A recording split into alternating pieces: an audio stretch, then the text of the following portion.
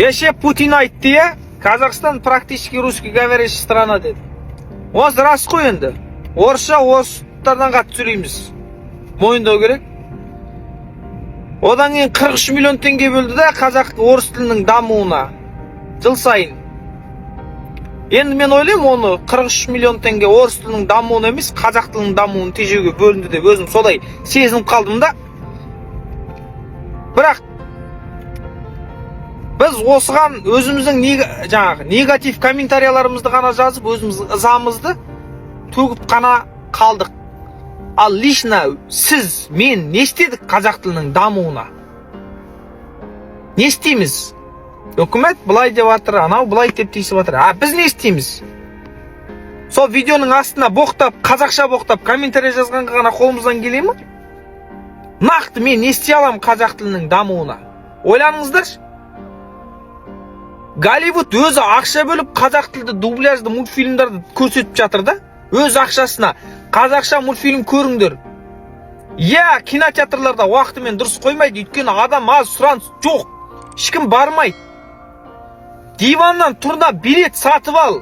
Қай уақытқа қойды, сол уақытқа бар да толтырып таста залды. Келесі жолы қояды уақытын ыңғайлап. Видеоның астына неге қоймайды деп боқтап комментарий жазғаннан гөрі әрекетке көшкен дұрыс та. Нақты мен не істей аламын қазақ тілінің дамуына? Мен қазір осыны істей аламын, Моананың қазақшасына 5 билет алып бала-шағамен барып көрем. Сұраныс тудыртам. Айналайындар, Индия неге Англияның боданынан тез шықты? Құлдық немеден неге арылды? Олар бір организм болып жұмыс істеді. Алды да бір күнден Англияның товарларын алмай қойды. Олар банкротқа ұшырады. Міне осылай қазақ тілді дубляжды мультфильмдердің, кинолардың сұранысын көбейді. Содан кейін алды, аналардың сұранысы онсыз да түседі. Өкімет сосын не істейді? Бұлар осылай екен деп. Алады да халықтың ығына жығылады, хочешь не хочешь, өйткені көп қорқытады, терең батырады дейді. Ал біз ешкім бармайды, барып сұрадым, мен требовать еттім. Ешкім сұрамайды дейді, қазақшаны дейді. Ете мыналар қазақ тілі өзіне де керек емес екен ғой дейді. Болды ғой сонымен. Нақты мен не істей аламын? На данный момент мен не істей аламын қазір? Мен барып билет сатып алып қазақ тілді дубляжды мультфильм көрем, рейтингісін көтерем. Театрда да сол, орыс театрында қаптап жүр қазақтардың орысша спектакль көріп, полный зал аншлаг. Қазақ театрларында спектакльда адам жоқ, бәрі тойда жүреді. Біреу спектакльға келмейді. Міне, содан кейін аламызда комментарияда үкімет бүйтіп жатыр, қазақ тілін құртып жатыр, сөйтіп жатсыңдар, заңды өзгерту керек. Істеші, баршы қазақ тілін қолданысқа пайдаланшы, көрсетіп жатыр, рейтингісін көтерші, өзінен өзі көтеріледі ол. Біздің қолымыздан келетін нәрсе сол ғана. Сендерге негіз ондай құқық беруге болмау керек еді. Қазақтардың үнсіздігінің арқасында басынып жатсыңдар ғой. Біз бала кезден туғаннан өзіміз өмір сүріп келе жатырмыз. Көшеден бөтелке жинап, ақша тауып, өзіміздің нанымызды өзіміз тауып жеп, өзіміз қолдан келгенше өмір сүріп жатырмыз. Үкіметтің басында отырғандар мүлдем бір тиын әңгіме етпесеңдер жақсы болар еді. Шатақтарың болмасын, короче, бізде. Сендер біздің жағдай жасап берген адам құсап армияға бар, бүйт, шатақтарың болмасын. Қазақ еліне қиянат жасап, бізді тентіретіп, өмір сүргізіп, өздеріңді шалқып, өмір сүріп жатқанда білмей жатыр дейсіңдер ме қазақтар? Бәрін біліп жатырмыз. Бұны түсіргеннен де ешкімнен ұялмаймын. Алматы қаласындамын. Алматыда да бар қазір. Құдайға шүкір. Қай-қайсына звондасам да, қай-қай белсенді келме деп айтпайды. Құдайға шүкір. Үйлері бар, үйлеріне барып қонуға болады. Немесе жаныңды қинап жұмыс істеп питаққа барып, питақтардан арман ақша тауға от құл базарда. Пәтер жалдап тұруға да болады. Жалпы ештен келген ниет жоқ, зауқым жоқ. Түк жұмыс істегім келмейді. Мен 5-ші сыныптан бастап бөтелке теріп жұмыс істеген баламын. Жұмыстан әбден шаршаған сол. Бәрібір ештен келген жетпейді ол, қанша жұмыс істесең де.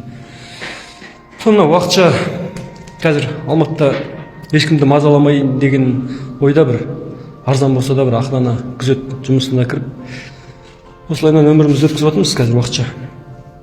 Бұндай қиындықтардың бәрін талайынан өткенбіз, бұндай жерлерде бұрыннан құрылыста істеген кезде біреудің осындай кірпішпен тұрған үйін аласың, соның ішіндегі ремонт жасайын дейсің де өзің бір бөлмені ақырындап ыңғайлап аласың да, тура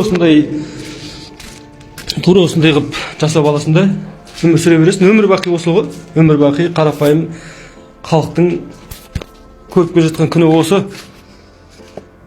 Соған қарамастан мынау Қазақстаннан шыққан байлығынан бізге бір үлес қосып, бізге бір сол Қазақстанға бір қазақтарға бір жақсылық жасаған адам құсап, мына биліктің басындағылардың отырып отырғанын, істеп отырғандарын айтам да. Айтыңдар, бүйтіңдер. О, шын кәдімгідей малдан да күніміз төмен болып кетті ғой. Базар жоқ. Кімнің жағдайын істедіңдер, кімдерге көмектестіңдер, соларға приказдарыңды беріңдер. Біз өмір бақи көшеде жүрген адамдармыз. Жатақтарың болмасын, негізі біздеше. Құрыңдарың. Жақсы ағайындар, аман болыңдар. Армағайын, ендігі мына өзекті болып тұрған мәселе 2025 жылы мына бензинін ақтап, жанар жағармайын ақтап, бала шағасына кешкі жақын қайтқанда нанын, сүтін, айранын ала баруға адамдар таксовать етеді. Жұмысқа барып жатқанда, жұмыстан қайтып келе жатқанда адам ала кетеді де, солардың бәрін ип аштырып, налог алайын деп жатыр. Мына қоржынын арқалап, ташкісін сүйретіп, носки трусы шәріп сатып жүргендерді де бәріне ип аштырып, өйткені ешкімде қолма-қол ақша жоқ қазір. Бәрі ғипыға неге Каспий Голдқа байланған. Соның бәрінің масқарасын шығарайын деп жатыр. Сонда налог төлей ме, жол ақысын төлей ме, носки трусыйын сата ма? Соның барлығы үлкен шиеленіскен мәселе болып тұр.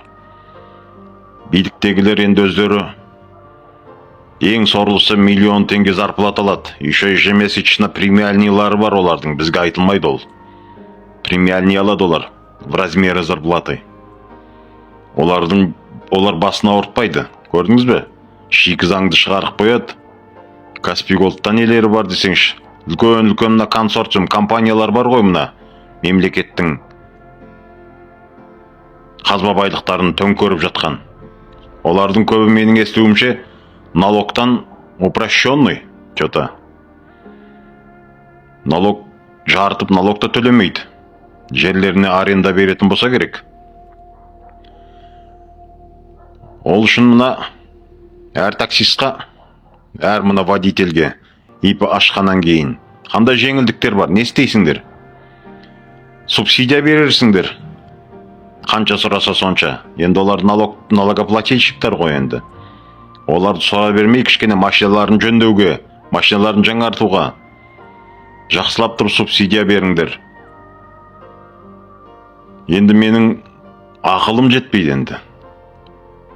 Айына квартплатасына ақша шығарайын деп жанталасып, күнге күйіп, суыққа тоңып, жанталасып жүрген адамдардан нелері бар бұлардың?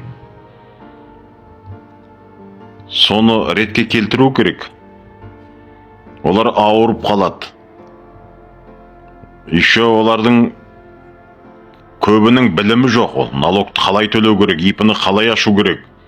Сонда не? Қараптан қарап отырып, штрафқа ілініп қарап отырама ел? 10% штраф төлетеді екен. Масқара болайын деп жатыр.